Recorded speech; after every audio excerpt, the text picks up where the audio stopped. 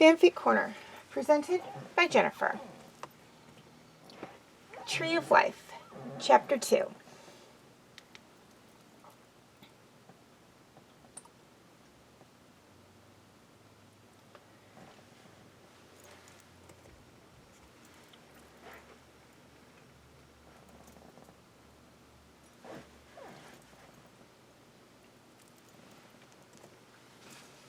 The Pride Lands was experiencing a time of peace.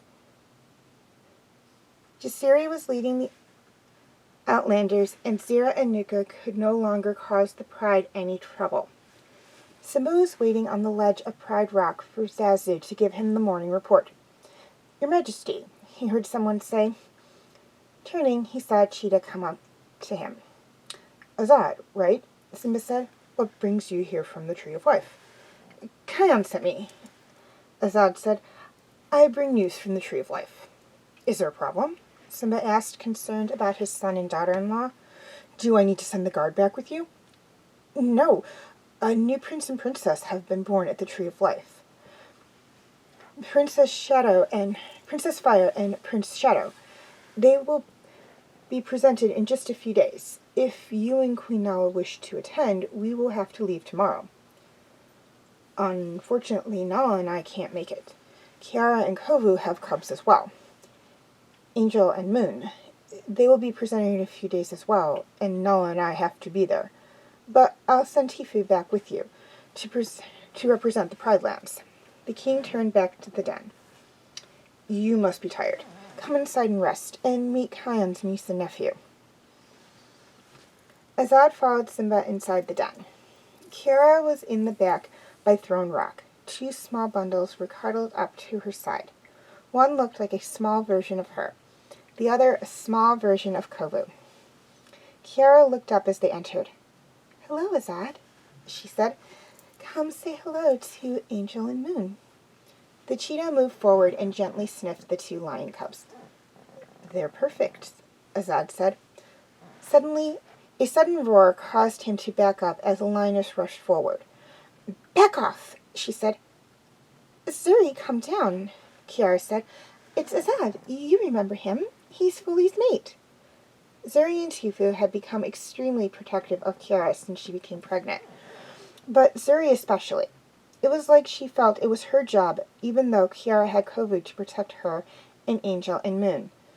It was still capable of protecting herself and her babies. "But he's not from the Pride Lands," Zuri said. "He shouldn't be here."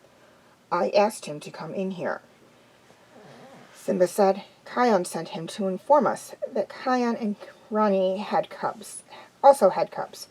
Now, make yourself useful and go find Tifu and tell her I'd like to speak with her." Zuri slinked by Simba, her belly to the ground, ears pinned and tail tucked.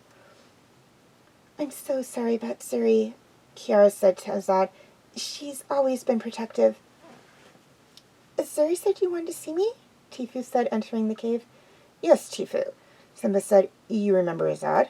Tifu nodded, looking at the cheetah. He brought news back from the Tree of Life. Is something wrong? No, Kion and Rani have 2 cubs. They're going to be presenting them at the same time Angel and Moon will be. Since Nala and I can't be at the Tree of Life for the presentation, I want you to go back with Azad and represent the Pride Lands. It would be an honor to represent the Pride Lands and the royal family. Good. Tomorrow you and Azad will leave. Simba turned to Azad. Now, what other news is there from the Tree of Life? Well, Bunga and Binga are going to be parents, and Fully and I are expecting a litter of cubs, Azad said.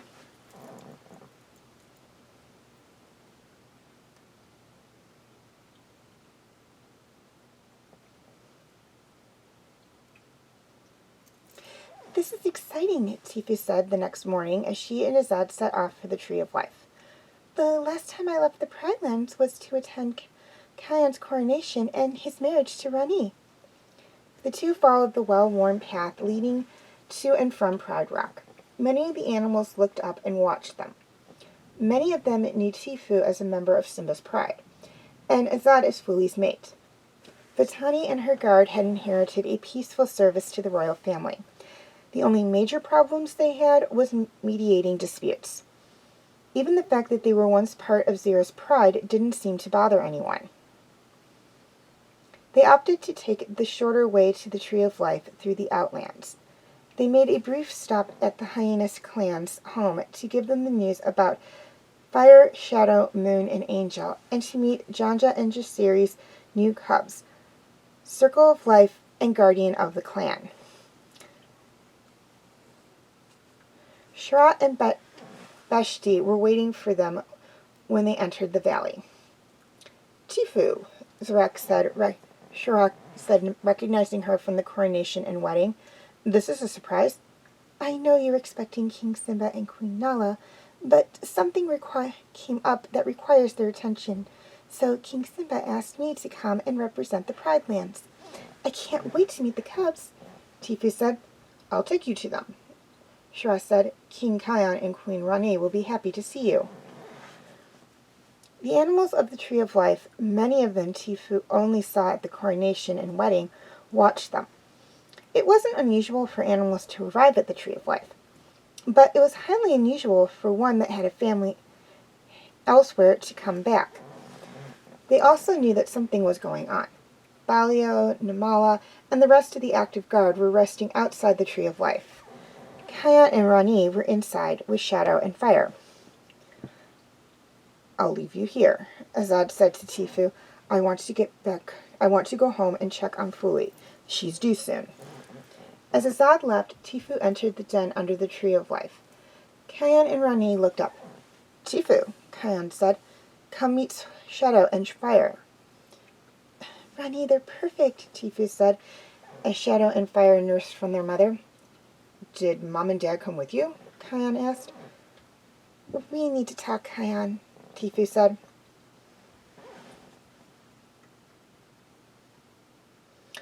So my sister had cubs as well, Kion said. Yes, Tifu said. Moon and Angel are to be presented at the same time as Fire and Shadow. She leaned forward and nuzzled the cubs. That's why I'm here. As the king and queen of the Pride Lands, your parents must be present when Moon and Angel are presented. So Simba sent me to represent the Pride Lands at Fire and Shadow's presentation. Having grown up as the prince of the Pride Lands, Kion completely understood. There were things that his parents had to attend to as king and queen. As a king now himself, he understood it even more. Though his parents had to sometimes put their duties first, Kion knew they loved him and Kiara. The ceremony will be tomorrow at sunrise. Until then, you can stay here, Kion said. Thank you, Tifu said.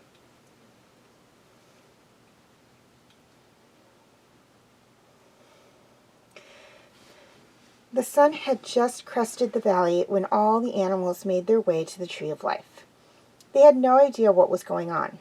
All they knew was that some kind of ceremony was happening.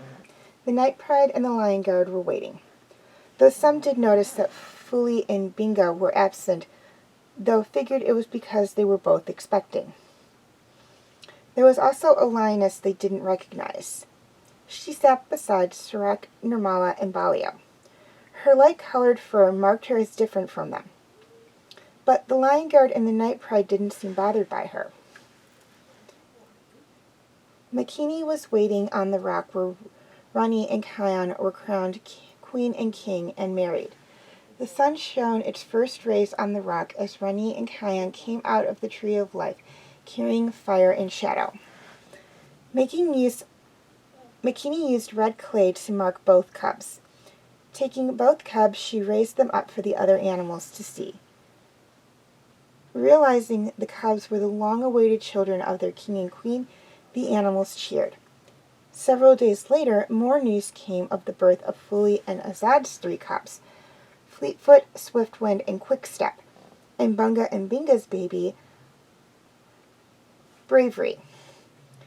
The family at the Tree of Life was growing, and the animals living there, and the ancient spirits, couldn't have been happier.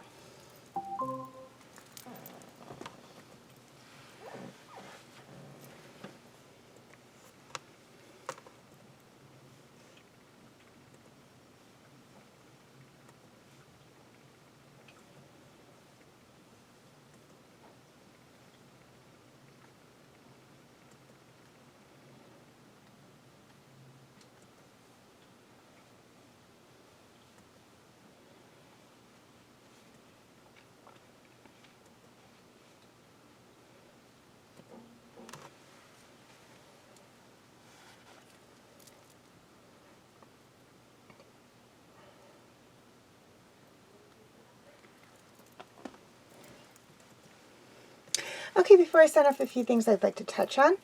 Well, actually not a few things, just one thing. And that is if you have any fanfics or short stories you would like me to do a reading on for Fanfic Corner or Story Corner, you can feel free to submit them at my Tumblr account, Facebook page, or Facebook group. The links for all 3 will be in the description section. A couple of things to keep in mind when submitting a fanfic or a short story. First off, please be sure to include your name or the name of the author. If I can't credit someone, I won't do a reading. Please try to keep them short. I like to keep them between 15 and 20 minutes. But if I happen to like the fanfic or short story and it does run long, I will break it up into parts. Please keep them clean and appropriate. I will clean up and gloss over any parts or words that I feel are inappropriate for children and or sensitive audiences, but if there's way too much, I just won't do a reading. If it's a holiday or a seasonal fanfic or short story, please submit 2 months beforehand and be sure to include the name and date of the holiday. This is basically just so I can have the video posted a month before the holiday or the seasonal event. Finally, please be honest. If I find out that someone submitted a fanfic or a short story without permission from the author, I will not only remove all corresponding videos, but I will no longer accept any fanfics or short stories from the sender.